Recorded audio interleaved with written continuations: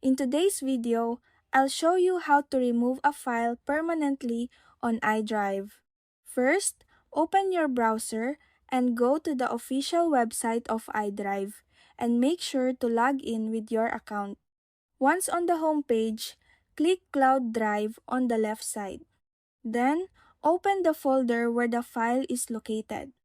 Next, click the checkbox beside the file you want to remove, then click the X icon at the top and click Yes to delete it. Now, to permanently remove the file, click Trash on the left side. Select Deleted Cloud Drive Files, since that is where the file was deleted. Then click the checkbox beside the file again, click the X icon at the top, and click Yes to permanently delete it. And that's it. That's how you remove a file permanently on iDrive.